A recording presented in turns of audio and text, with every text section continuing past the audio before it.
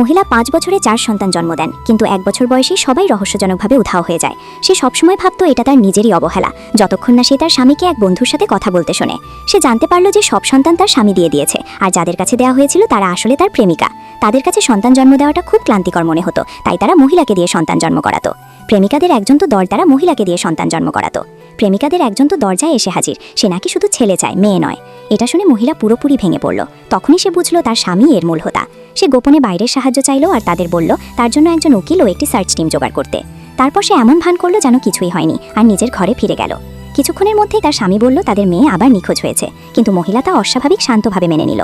এতে তার কেমন যেন লাগলো, কিন্তু সেই বিষয়টাকে গুরুত্ব দিল না, আর তখনও তার গর্ভের সন্তানকে প্রেমিকাকে দেওয়ার পরিকল্পনা করছিল। অপ্রত্যাশিতভাবে প্রসবপূর্ব পরীক্ষার দিন প্রেমিকা অহংকার করে সামনে যাত্রীর আসনে বসে পড়ল। প্রত্যাশিতভাবে প্রসবপূর্ব পরীক্ষার দিন প্রেমিকা অহংকার করে সামনে যাত্রীর আসনে বসে পড়ল, অসুস্থতার ভান করে একসাথে যাওয়ার জন্য জোর করল। কিন্তু মহিলা রাগ করল না, বরং সে তার সিট বেল্ট বেঁধে দিল আর তাকে মনে করিয়ে দিল যে সামনের যাত্রীর আসন সবচেয়ে বিপজ্জনক। যখন সে নিজে পেছনের আসনে বসল, আর স্বামী কিছুই অস্বাভাবিক লক্ষ্য করল না। পরীক্ষার পর সে আগ্রহ নিয়ে ডাক্তারকে জিজ্ঞেস করল বাচ্চার লিঙ্গ সম্পর্কে। মহিলা শুধু বিদ্রুপের হাসি হাসল। তারপর স্বামী মিথ্যা করে তার কাছে এসে দাবি করল যে বাচ্চা বিকৃত, আর অবিলম্বে গর্ভপাত করাতে বলল।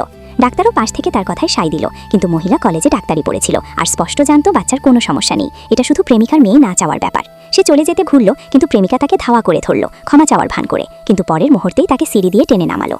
স্বামী যখন এলো, সে মহিলার জন্য কোনো উদ্বেগ দেখালো না, বরং সে প্রেমিকার জন্য চিন্তিত ছিল, যে কিনা পুরোপুরি ঠিক ছিল। তার পা ভেঙেছে শুনে সে তাকে কোলে তুলে নিয়ে গেল, তার গর্ভবতী স্ত্রীকে পুরোপুরি উপেক্ষা করে। মহিলা রক্তক্ষরণে অজ্ঞান হয়ে গেল।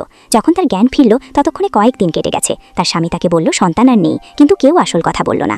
এই মুহূর্তেও সে তার কাছে আসার চেষ্টা করল। মহিলার আগে তাকে থাপ্পড় মারল, বলল তার কোনো বিবেক নেই, কারণ সে সবেমাত্র গর্ভপাত করেছে। স্বামীর তখন সাময়িকভাবে পিছু হাঁটা ছাড়া উপায় ছিল না, কিন্তু তারপর সে প্রেমিকাকে বাড়িতে নিয়ে এলো। আর এটা দেখলো মহিলা যখন সিঁড়ি দিয়ে নামছিল, তার হাত থেকে অসাবধানে এক গ্লাস পানি পড়ে গেল। লোকটি তার খোঁজ নিতে যেতে চাইল, কিন্তু প্রেমিকা তাকে থামিয়ে দিল। সে বলল মহিলা জানলে কি হবে, আর দাবি করল যে লোকটি তাকে সবচেয়ে বেশি ভালোবাসে। কিন্তু লোকটি তাকে ঠেলে সরিয়ে দিল, বলল সে তাকে যত সম্পত্তি দিক না কেন, সে তার স্ত্রীর সাথে কখনোই তুলনীয় নয়। এটা বলে সে মহিলাকে খুঁজতে ঘুরল, কিন্তু অপ্রত্যাশিতভাবে তাকে জানালার ধারে বসে থাকতে দেখল।